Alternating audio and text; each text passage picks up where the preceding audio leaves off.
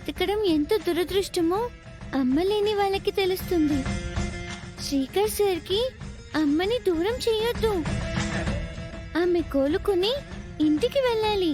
నా కోసం నేనెప్పుడు ఏది కోరుకోలేదని నీకు తెలుసు కదా.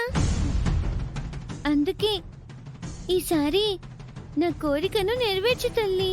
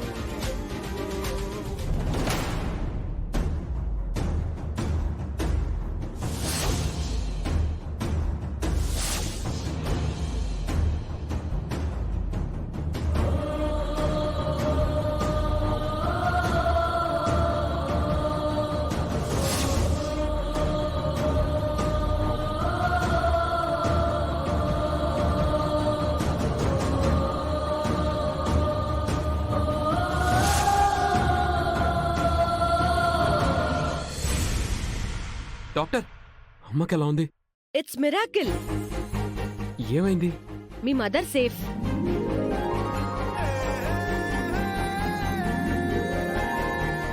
నేనైతే ఎటువంటి హోప్స్ లేవనే అనుకున్నాను. ఏం అద్భుతం జరిగిందో తెలీదు కానీ ఆమె ప్రాణగండం నుంచి బయటపడింది.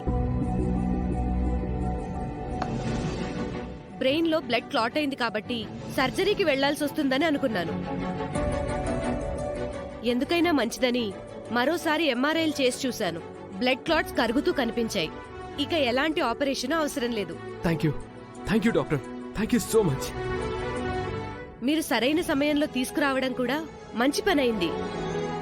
కొన్నిసార్లు మనీ కంటే టైం చాలా ఇంపార్టెంట్. ఆమె అమ్మవారికి పరమ భక్తురాలండి. ఆ అమ్మవారు నాలాంటి అభాగ్యురాలికి న్యాయం చేయకపోవచ్చు, కానీ ఆమెకి న్యాయం చేస్తుందిలేండి. కొన్ని రోజులు పంక్చువల్ గా మెడిసిన్స్ వాడించాలి.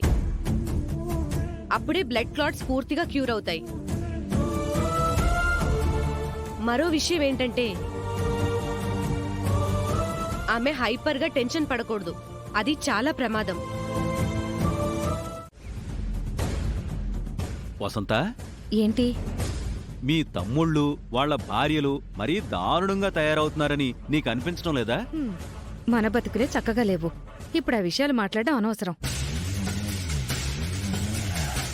ఏంటి బావ మా గురించే ఏదో డిస్కషన్ పెట్టినట్టున్నాడు? మా గురించి అనుకుంటారో అనుకోండి రాజుగారు. ఏదో ఒక రోజున గట్టమనేని వంశ సింహాసనం మీద కూర్చోబోయేది మాత్రం మేమే.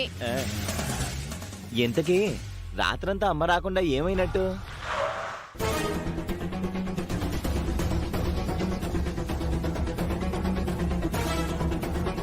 తెలిసిన వాళ్ళ ఇంట్లో మనందరినీ విడిచి ఉండిపోయిందంటే గ్రేటే.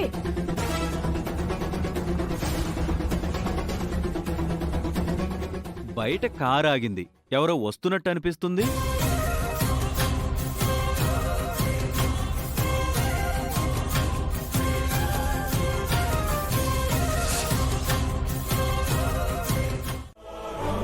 మీరు ఎంతలా దిగజారిపోయారో అత్తయ్య నాతో అంతా చెప్పింది. ఓసేయ్, ఆస్తుల మీద ఆశలున్న దానిని అయితే నేను ఇంటి నుంచి ఎందుకు బయటికి వెళ్తానే? నేను ఎప్పుడు ఎక్కడ ఉన్నా నా కుటుంబ క్షేమం మాత్రమే కోరుకుంటాను. ఏం మూట కట్టుకుని పోతారే? నూలి పోగు కూడా మనతోని పైకి రాదు. అది గుర్తించుకోండి.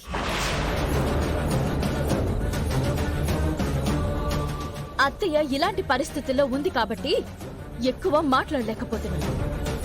ఒక్క మాట మాత్రం చెప్తాను, గుర్తించుకోండి. ఎవరైతే తల్లిదండ్రులని హింసించి ఆస్తులన్నీ మూటగట్టుకోవాలని అనుకుంటారో వాళ్ళకి పుట్టగతులుండవు.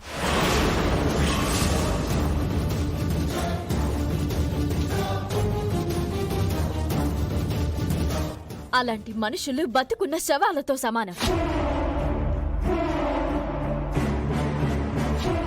దగ్గరగా ఉన్నప్పుడు అర్థం చేసుకోలేనివి, దూరమైనప్పుడు తిరిగి తెచ్చుకోలేనివి ఏవైనా ఉన్నాయి అంటే అవి ఒక్క బంధాలే.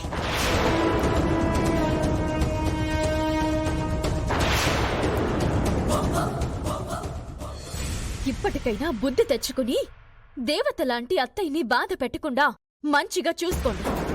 పుణ్యక్షేత్రాలను దర్శించినంత పుణ్యం కలుగుతుంది. అత్తయ్య త్వరగా కోలుకునేలా ప్రవర్తించండి.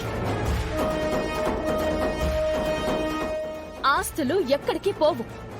అవి ఆఖరికి మీవే తల మీద వేసుకుని తగలబెట్టుకుందరు.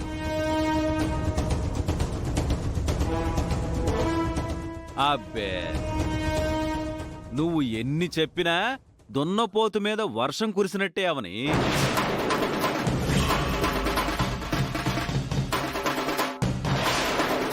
నేను అత్తయ్యని రూమ్లోకి తీసుకెళ్తాను. మీరు కొంచెం వేడినీళ్లు తీసుకురండి.